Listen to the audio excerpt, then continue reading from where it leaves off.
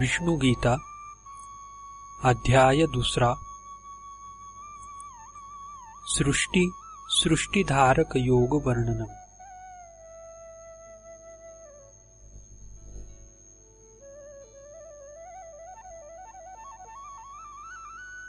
देवतागण बोले, हे देवादिदेव, हे नाथ, इस समय वैराग्य की महिमा और उसका स्वरूप आपकी कृपा से भली भांति जानकर हम सब आपके चरण सेवक देवगण भय से रहित हुए हैं।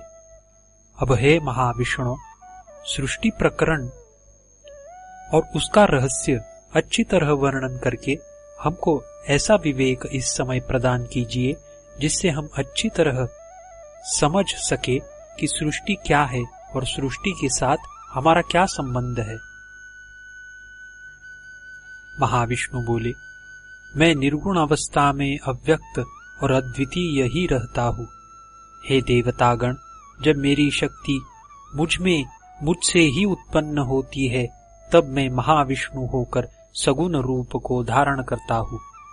मेरी शक्ति महामाया अपने में से 2 रूप प्रकट करके वे विद्या रूप से सदा मेरी सेवा में रत रहती है और वे ज्ञानी जीवों को मेरी ओर अग्रसर करती रहती है। वे ही पुनः अविद्या रूप से जीवों को अज्ञान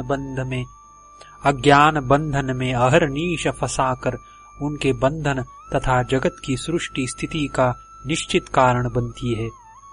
हे श्रेष्ठ देवगण, वास्तव में केवल अपने आनंद के प्रकाश के लिए ही मैं द्वैत रूप को धारण करता हूँ। इस बात को जानो। मेरे उस आनंद का कारण महामाया ही है, जिसको मेरी शक्ति रूपिणी और मूल प्रकृति भी कहते हैं। उस मेरी प्रकृति को त्रिगुणमयी करके तत्वदर्शी गण जानते हैं। कोई तत्वज्ञानी उसको नाना तत्वों में विभक्त जानते हैं। कोई तत्वज्ञानी उसी प्रकृति को 24 भाग में विभक्त कहते हैं। वास्तव में प्रधानतः मेरी शक्ति रूपिणी जगत प्रसविणी प्रकृति अष्टधा विभक्त है, सो आप जाने। और चेतनमयी प्रकृति जो जीव को मुक्त करती है वह इससे अलग है, जिसको योगी लोग उक्त 8 प्रकार की प्रकृति से भिन्न देखते हैं।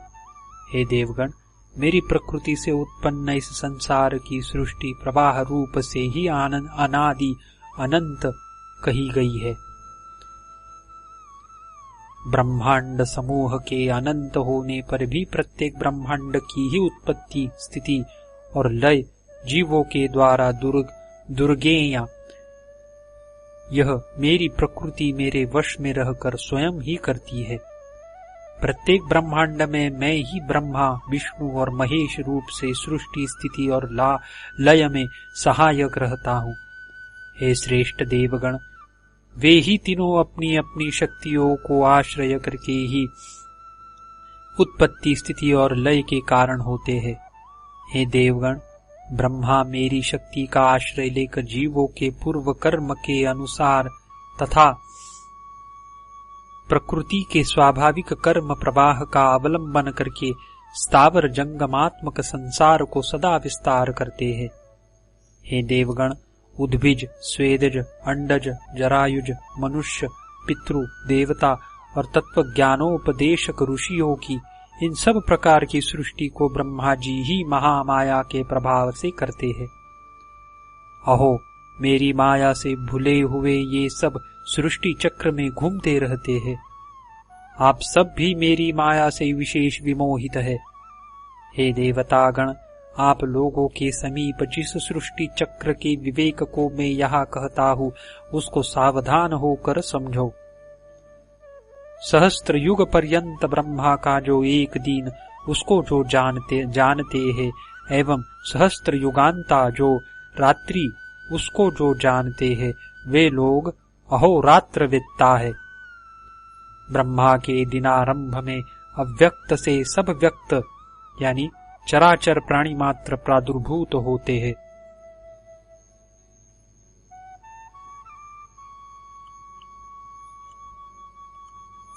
एवं ब्रह्मा की रात्रि के प्रारंभ में उसी अव्यक्त स्वरूप में ही लीन हो जाते हैं। हे देवगण, वे ही व्यक्त सचराचर सब प्राणी वर्ग बारंबार जन्म ग्रहण करके रात्रि के समागम होने पर लीन होते हैं एवं दिन के प्रारंभ में अपने अपने कर्मादि के वश होकर उत्पन्न होते हैं, किंतु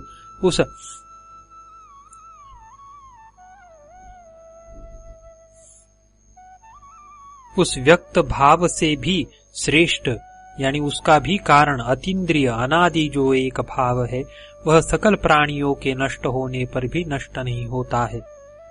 जो अव्यक्त अर्थात अतीन्द्रिय भाव अक्षर कहा गया है, उसको परम गति अर्थात परम पुरुषार्थ कहते हैं, जिसको प्राप्त होकर पुनः प्रत्यवर्तित होना नहीं होता, वह मेरा ही परम धाम है। हे देवगण, जिसमें भूतगण यानी प्राणी मात्र स्थित है एवं जो इस सकल जगत में व्याप्त है, वह परम पुरुष एकांत भक्ति द्वारा ही प्राप्य है। मेरे ऐश्वरीय योग को देखो, सकल प्राणी मुझ में अवस्थित होकर भी अवस्थित नहीं है, अर्थात मैं उनसे निर्लिप्त हूँ। मैं भूतधारक और भूतपालक हूँ, तथापि भूतगण में मैं अवस्थित नहीं हूँ। सर्वव्यापी और महान वायु जिस प्रकार आकाश में नित्य स्थित है,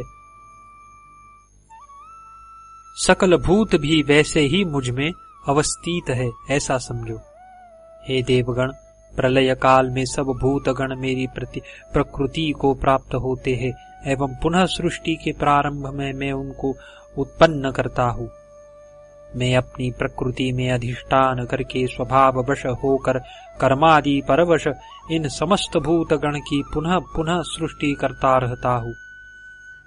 हे देवगण, उन सब कर्मों में अनासक्त और उदासीनवत अवस्थित मुझको वे सब कर्म बंधन नहीं कर सकते हैं।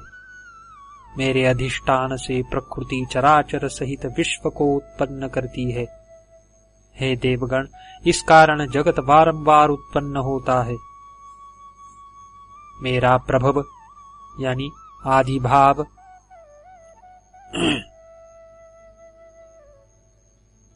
तुमको अवगत नहीं है, महर्षिगण को भी अवगत नहीं है, क्योंकि मैं, हे देवगण, तुम लोगों का और महर्षिगण का सर्व प्रकार से आदि हूँ। जो मुझको अनादि जन्म रहित और सकल लोकों का महान ईश्वर जानता है, वह सब जगह मोह रहित होकर सकल पापों से मुक्त हो जाता है। भृगु आदि 7 महर्षि और उनके पूर्ववर्ती सनकादिक 4 महर्षि तथा स्वयं भुवादि 14 मनु, ये सभी मेरे प्रभाव से युक्त है एवं मेरे हिरण्यगर्भ रूप के संकल्प मात्र से ही उत्पन्न है। सब संसार के सब जीव उन्हीं की सृष्टि की हुई प्रजा है। जो तत्वज्ञान के द्वारा मेरी उक्त विभूति एवं योग को जानता है, वह अचल समाधि में युक्त होता है, इसमें संदेह नहीं।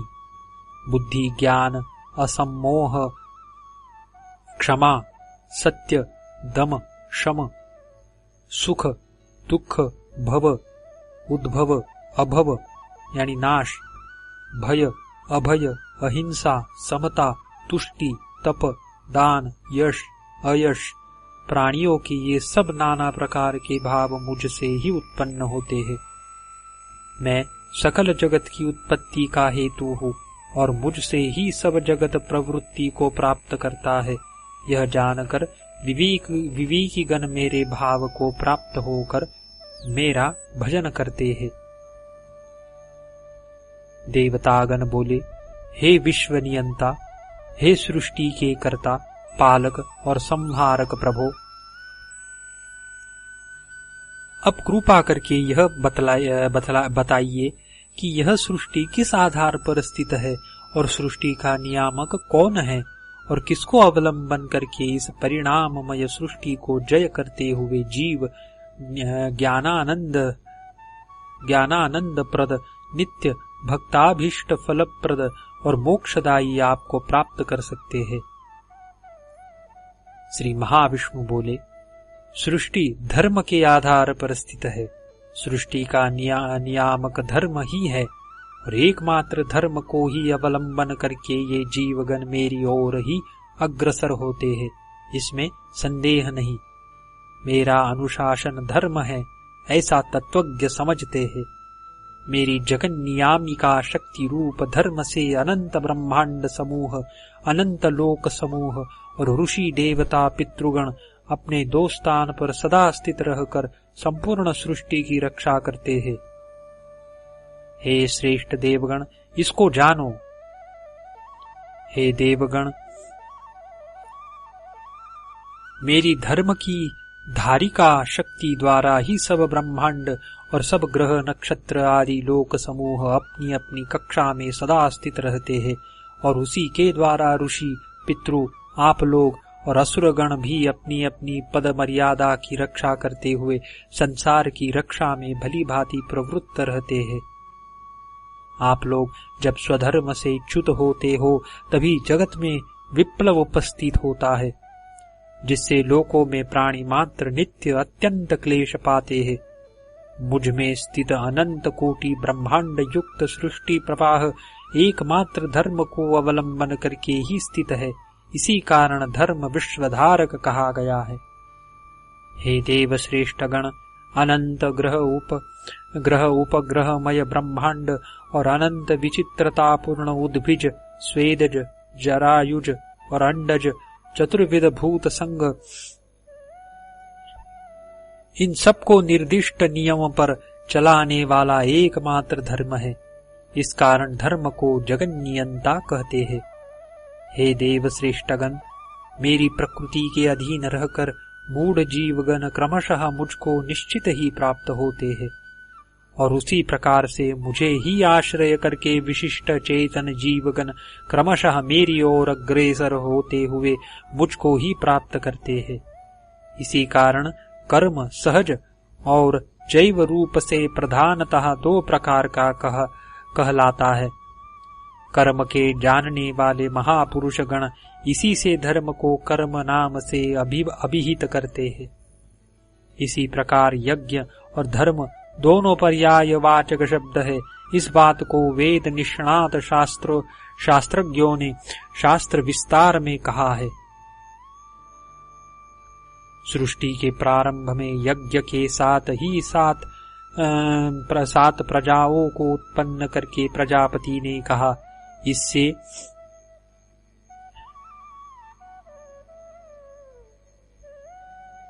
इससे आराधना करे, यह उन लोगों का अभिष्ट प्रदानकारी हो। इससे जीवगण आराधना करे, यह उन लोगों का अभिष्ट प्रदानकारी हो। हे देवगण, जीवगण इसके द्वारा आप लोगों को संवर्धित करे और आप लोग उनको संवर्धित करे। इसी प्रकार परस्पर संवर्धित होकर सब कल्याण प्राप्त करेंगे। आप लोग यज्ञ से संवर्धित होकर उनको अभिलाषित भोग प्रदान करेंगे। इसीलिए आपके दिए भोगों को आप लोगों को अर्पण किए बिना ही जो भोगता है वह चोर ही है। यज्ञ का अवशिष्ट भोजन करने वाले सज्जनगण सब पापों से मुक्त हो जाते हैं, किंतु जो अपने ही लिए भोजन बनाते हैं वे पापी गण पाप को ही भोजन करते हैं। जीव समूह अन्न से उत्पन्न होते हैं। अन्न वृष्टि से उत्पन्न होता है और यज्ञ से वृष्टि होती है एवं यज्ञ कर्म द्वारा संपन्न होता है। कर्म को ब्रह्म यानी वेद द्वारा उत्पन्न समझो और ब्रह्म यानी वेद अक्षर ब्रह्म से उत्पन्न है। इसीलिए सर्वव्यापी ब्रह्म यज्ञ में नित्य प्रतिष्ठित है। इस लोक में जो इस प्रकार प्रवर्तित चक्र का अनुसरण नहीं करता है, हे देवगण, इंद्रियासक्त पाप जीवन वह व्यक्ति व्यर्थ जीता है। कितने योगी गण दैव यज्ञ की ही उपासना करते हैं, कोई यज्ञ रूप उपाय द्वारा ब्रह्म रूपी अग्नि में यज्ञ को संपन्न करते हैं, और कोई योगी संयम रूपी अग्नि में अपनी श्रवण आदि इंद्रियों का हवन करते हैं, और कितने योगीगण इंद्रिय रूपी अग्नि में शब्द आदि विषयों को हवन करते हैं। कितने योगीगण ज्ञान के द्वारा प्रज्वलित आत्म संयम रूप योगाग्नि में संपूर्ण इंद्रिय कर्म और प्राण कर्मों का हवन करते हैं। कोई द्रव्यदान रूपी यज्ञ, कोई तपो यज्ञ और कोई योग यज्ञ के अनुष्ठाता है, तथा नियम में दृढ़ रहने वाले यतिगण स्वाध्याय और ब्रह्म ज्ञान रूपी यज्ञ का अनुष्ठान करते हैं। अन्य कोई अपान में प्राण और प्राण में अपान का हवन करते हैं, और इस प्रकार से प्राण अपान की गति को जय करके प्राणायाम परायण हो जाते हैं। अन्य कोई नियताहारी होकर प्राण में प्राण को हवन करते हैं। यज्ञ के द्वारा निष्पाप यज्ञ का अवशिष्ट अमृत भोजन करने वाले सब यज्ञवेत्ता सनातन ब्रह्म को ही प्राप्त होते हैं। हे देवतागण, जो लोग यज्ञानुष्ठान से रहित है, न उनका इहलोक है और न उनका परलोक ही है। ब्रह्म के जानने वालों के मुख से इस प्रकार से बहु प्रकार के यज्ञों का विस्तार हुआ है। उन सबको कर्म से उत्पन्न जानो, ऐसा जानकर तुम मुक्ति को प्राप्त होगे। हे अमृत भोजी देवतागण, द्रव्यमय यज्ञ से ज्ञान यज्ञ श्रेष्ठ है, क्योंकि ज्ञान में ही सब कर्मों की पूर्ण रूप से परिसमाप्ति हुआ करती है। हे सुधा के पान करने वाले देवतागण, इस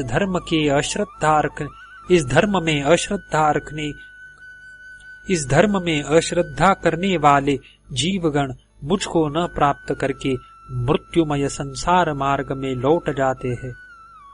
वेदत्रय के अनुसार कर्म कांड परायण अर्थात सकाम कर्मी गण यज्ञ द्वारा मेरा यजन करके सोमपान करते हुए और निष्पाप होते हुए स्वर्ग गति की प्रार्थना करते हैं। वे लोग पुण्य स्वरूप इंद्रलोक में पहुंचकर वहां दिव्य देव भोग समूह का भोग करते हैं। वे उन विपुल स्वर्ग सुख समूह को भोग करने के अनंतर पुण्य क्षीण होने पर मृत्युलोक में लौट आते हैं, और वेदत्रय विहित धर्मों को अवलंबन करके भोग की इच्छा करते हुए आया जाया करते हैं। मैं ही सब यज्ञों का भोक्ता और प्रभु हूँ, परंतु वे लोग मेरे यथार्थ स्वरूप को नहीं जानते हैं, इस कारण उनकी पुनरावृत्ति होती है। आसुरी संपत्ति को अधर्मवर्धिनी कहते हैं, और उसी प्रकार दैवी संपत्ति को धर्मवर्धिका कहते हैं। इस कारण सर्वदा कल्याण चाहने वाले आप सबको दैवी संपत्ति का ही आश्रय लेना उचित है।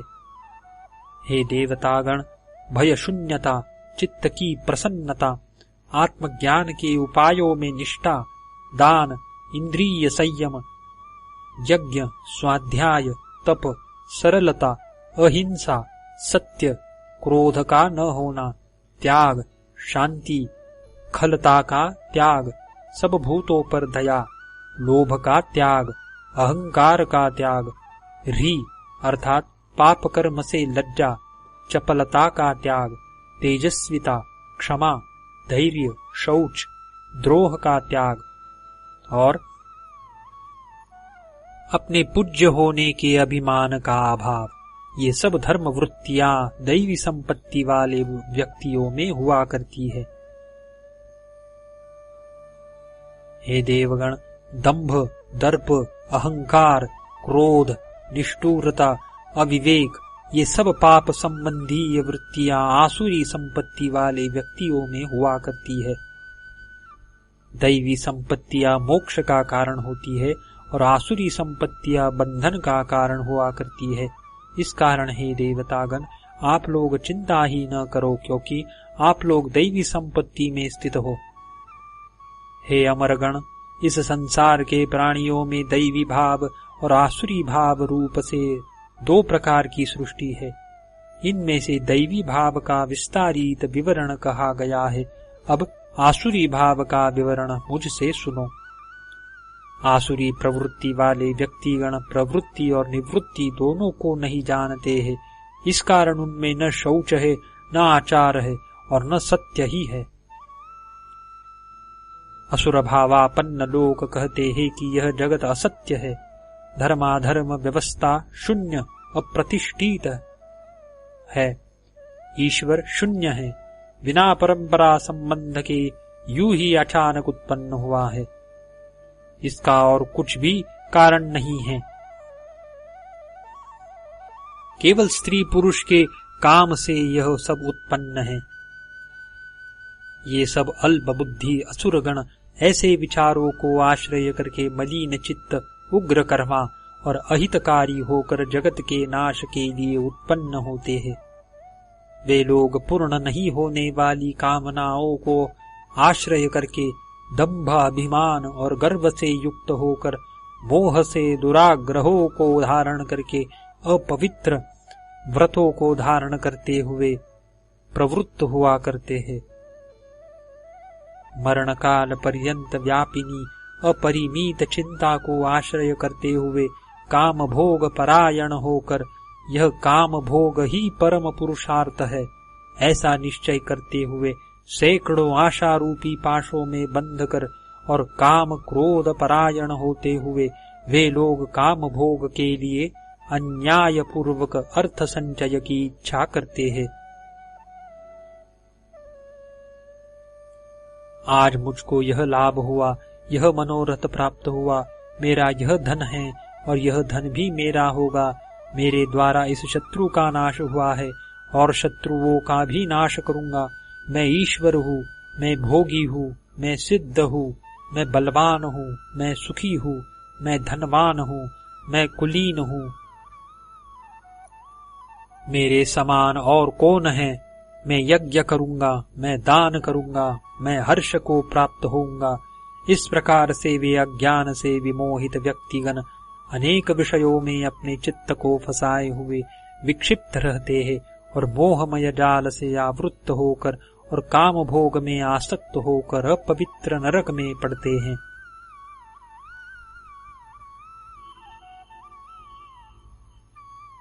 अपने आप को ही बड़े और पूज्य मानते हुए अविनयी धनाधिक के अभिमान से अभिमानित और गर्वित होकर वे दंभ के साथ नाम मात्र के यज्ञों द्वारा अविधि पूर्वक यजन किया करते हैं। अहंकार, बल, दर्प, काम और क्रोध को अवलंबन करते हुए अपने देह में और औरों के देह में रहने वाला जो मैं हूँ उससे द्वेष करते हुए सच्चे पथ के चलने वाले साधु लोगों के गुणों की निंदा किया करते हैं। मैं संसार में मेरी हिंसा करने वाले इन सब क्रूर, अधम, अशुभ व्यक्तियों को आसुरी योनियों में ही निरंतर गिराया करता हूँ। हे देवतागण, वे मूढ़गण जन्म जन्म में आसुरी योनि प्राप्त करके मुझे प्राप्त न करके ही और भी अधम गति को प्राप्त होते हैं। काम, क्रोध और लोभ नरक के ये 3 प्रकार के द्वार है। ये तीनों आत्मज्ञान के नाशक है। इस कारण इन तीनों को त्याग कर देना चाहिए। नरक के द्वार रूपी इन तीनों से ही विमुक्त जीव अपना मंगल करने वाला आचरण करता है और तदनंतर परम गति रूपी मोक्ष को प्राप्त करता है। जो व्यक्ति शास्त्र विधि का त्याग करके स्वेच्छानुकूल कार्य में प्रवृत्त होता है वह सिद्धि, शांति और मोक्ष को प्राप्त नहीं हो सकता। इस कारण इस विश्व में यह कार्य है और यह अकार्य है, इसकी व्यवस्था करने में शास्त्र ही आपके लिए प्रमाण है। शास्त्र विधानोक्त कर्म को जानकर उसको कर सके हो। हे देवगण, आसुरी भाव के भय से दैवी भाव की रक्षा करने के लिए मैंने ही वर्ण धर्म की सृष्टि की है। वर्ण धर्म प्रवृत्ति रोधक, सत्व गुण वर्धक, स्वधर्म रक्षक और दैवी संपत्ति प्रवर्तक है। हे देवगण, ब्राह्मण, क्षत्रिय, वैश्य और शूद्रगण के कर्म समूह पूर्व जन्म के संस्कार से उत्पन्न गुण द्वारा विशेष रूप से विभक्त है। श्रम, दम, तपस्या, शौच, क्षमा, सरलता, ज्ञान, विज्ञान और आस्तिक्य ये सब ब्राह्मण गण के स्वाभाविक कर्म हैं। शौर्य, तेज, धृति, दक्षता, युद्ध से नहीं भागना, दान और प्रभुता की शक्ति ये सब क्षत्रिय जाति के स्वाभाविक कर्म हैं। कृषि, पशुपालन और वाणिज्य ये वैश्य जाति के स्वाभाविक कर्म हैं और परिचर्यात्मक कर्म शूद्र जाति का भी स्वाभाविक कर्म है। अपने अपने कर्म में निष्ठावान सब व्यक्ति सिद्धि को प्राप्त करते हैं। स्वकर्म में निरत व्यक्ति जिस प्रकार से सिद्धि को प्राप्त करता है सो सुनो। जिनसे जीवों की प्रवृत्ति अर्थात चेष्टा का उदय होता है और जो इस संपूर्ण विश्व में व्याप्त है, स्वकर्म के द्वारा साधक उनकी अर्चना करके सिद्धि प्राप्त करता है। अपना धर्म यदि सदोष भी हो तो वह पूर्ण रूप से अनुष्ठित पर धर्म की अपेक्षा श्रेष्ठ है, क्योंकि स्वभाव से निश्चित कर्मों को करता हुआ जीव पाप को प्राप्त नहीं होता। हे देवतागण, सदोष होने पर भी सहज अर्थात स्वभाव से उत्पन्न कर्म को त्याग नहीं करना चाहिए, क्योंकि जिस प्रकार अग्नि को धूम ढक कर रहता है उसी प्रकार सब कर्म ही दोष से आवृत्त है। सब विषयों में अनासक्त बुद्धि, जितात्मा और इच्छा रहित व्यक्ति संन्यास अर्थात आसक्ति और कर्म फल के त्याग द्वारा परमोन्नत नैष्कर्म्य सिद्धि को प्राप्त करता है। हे देवतागण, त्रिगुण के भेद से विशिष्ट चेतन जीव सर्वदा चार ही अधिकारों में विभक्त है। उन्हीं को राक्षस, असुर, देवता और कृतविद्य कहते हैं। केवल तमोगुण के आश्रित होकर जो विपरीत कर्म करते हैं उनको गुण भेद के जानने वाले विद्वान लोग राक्षस कहते हैं। जो जीव इंद्रियासक्त चित्त होकर रजोगुण के द्वारा तमोन्मुख विषय बहुल कर्म करते हैं वे असुर है। देवाधिकार के